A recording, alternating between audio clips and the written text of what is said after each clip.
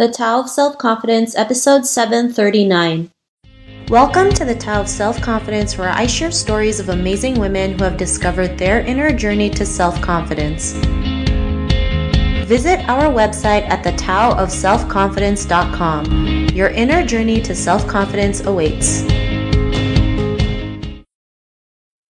Well, hello friend. Welcome to the Tao of Self-Confidence, where I share stories of amazing women who have discovered their inner journey to self-confidence. I'm your host today, Sheena Yap Chan, and today I have a phenomenal lady on the show today. She is a money mindset coach and a bookkeeper, and I'm really excited to have her on and share her story with us today on self-confidence. So without further ado, I'm going to introduce you to Lily He. Lily, how are you today? Maybe you can fill in a little bit more about yourself to the listeners.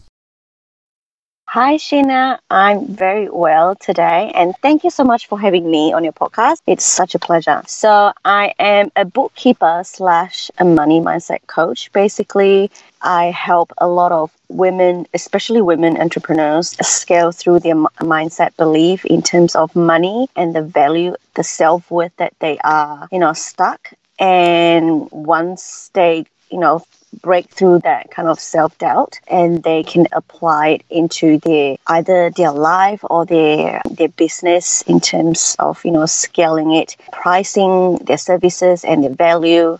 Yeah, I think that's the best way of putting it. Awesome. Well, thanks for sharing that. And Lily, what's your cultural background?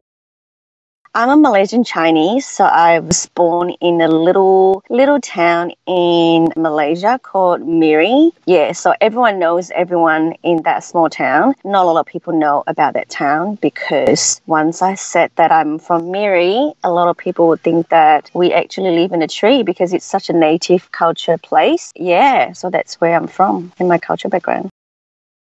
Thanks for sharing that. And what would be your favorite self-confidence quote?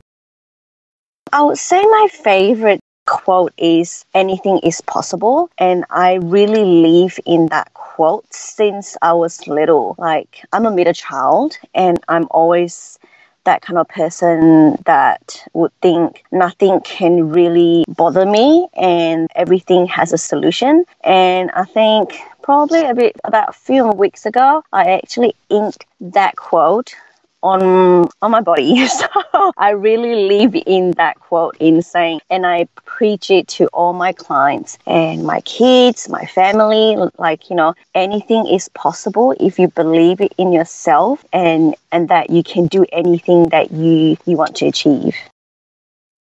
Thanks for sharing that great quote. And in your own words, how do you define self-confidence?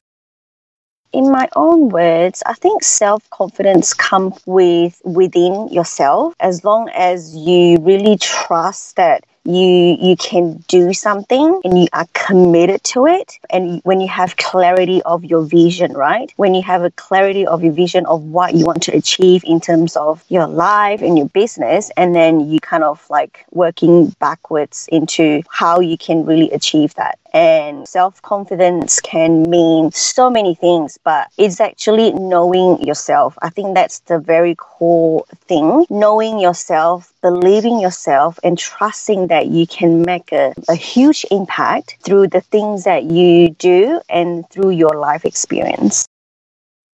Thanks for sharing that great definition. And Lily, what was your life like before your discovery of self-confidence? Oh, wow. It's a long journey. Like, I remember when I was young, I'm always that kind of girl that hide behind my mom's back. Wouldn't even talk to anyone. And if I have a chance to talk to someone, I couldn't even say anything out. I put a word out from my mouth. And really, my whole face would show it. Like, it will go as red as apple. I think that's because, I'm lack of self-confidence, and because of the Asian background as well, we are never allowed to ask any questions. So when my parents say something, we just have to do it without questioning. So I think that puts a lot of doubt in ourselves that, we just have to follow the rules and we can't really ask any questions. And this applies throughout my, growing up and being an employee as well, because when I was an employee, I would always do the jobs that are given to me, and I never ask questions. Even though it's not in my job description, I would still do it. But then again, I'll still feel that I'm not good enough. So yeah, that's a lot to do with how I grow up, how my family has, put out the value of the confidence and never ask questions and stuff like that. So yeah, that was before me. I couldn't even talk to anyone. Thanks for sharing that. And I think, a lot of women go through that. They feel like they can't talk, and especially with, having an Asian upbringing, we're always told to just like take a seat at the back, never make any noise, be that obedient girl. And sometimes we just have to realize that really hurts us, because then we forget who we truly are and we feel like we're trapped in our own body. But what was that point in your life when you realized you can go out there and be who you are today and have that confidence? What was that aha moment? So basically, it's literally after I have kids. So after I have kids, I'm like, I need to show my kids what is offering like in the world. Like, you can do so much more by asking questions, by putting yourself out there, by not holding yourself back, and let people listen to your voice. And if you don't ask, you don't get it. I always tell people that do not afraid to ask anything, because you don't know what's going to happen. What's the worst thing that's going to happen? People would just say no. But that no doesn't mean that it's a no forever.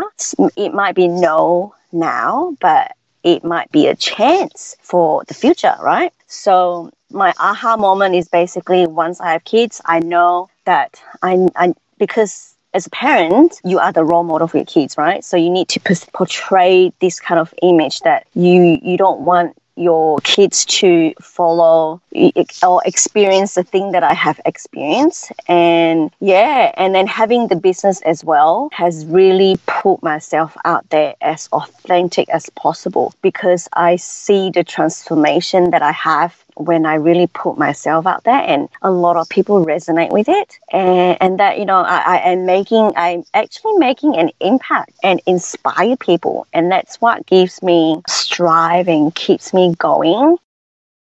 Thanks for sharing that. And, I love how you mentioned about telling your kids don't be afraid to ask questions, because it's true, right? I mean, we're all afraid to ask questions. Well, I like to ask questions all the time, whether it's getting directions while I'm traveling or asking for a discount. Like you said, right? The worst they can say is no, right? But what if that no was a yes? And, then you could have gotten a discount, right? Or you could, then you don't get lost in a foreign country. But, just practicing to ask questions can really help you have that confidence, because it really builds it up. And I think it's a great lesson to share with everyone. And because of your realizations, what's your life been like now?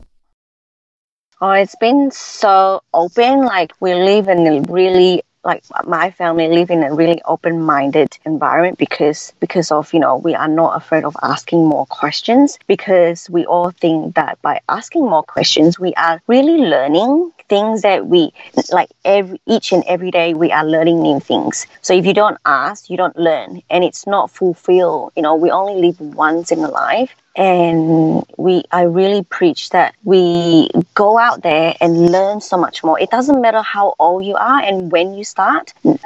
Age is just a number, but the willingness to step outside. The first step is the one that's count. Once you get through that first steps, and yeah, you're gonna get addicted and doing more and asking more, and you feel that your life is so fulfilled and satisfied. Thanks for sharing that. And, to the woman who's listening to your episode, she may be in her own journey to self-confidence. What would be that one tip you would give to her? I would just say anything is possible, and do not even compare yourself to everyone else, because you really do not know what other people has gone through. You do you, and every one of us are very unique in itself, right? In ourselves. So if you have a business, and stuff like that, you have your own uniqueness that will attract people that are aligned to you. So just go out there, be as authentic as possible, because anything can happen, anything is possible. Just embrace the process of building your empire or building your family or building whatever that you are building. Just enjoy the process as a learning thing that, I'm sure, I can 100% sure that you will strive if you really embrace the process and not just thinking about, how much money you're going to get, how much sales you're going to get, for example. Yeah, I think that's the best advice that I can give people. Just enjoy the moment that you have now. Thanks for sharing those great tips. And if our listeners wanted to get to know a little bit more about you and what you do or check out some of your work, is there any links or social media profiles we can connect with? I have a website. It's just www.bookkeepingbyLily.com.au, and I'm always on LinkedIn as well and Instagram, and the handle is just Bookkeeping by Lily.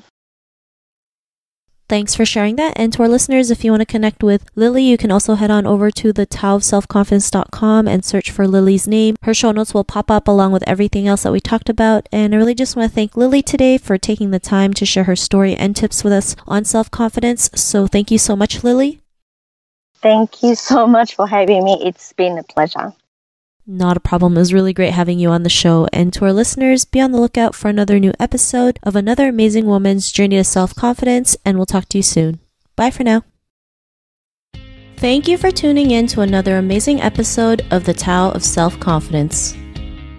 Please subscribe to the show on Apple Podcasts or Spotify to get your daily boost of confidence.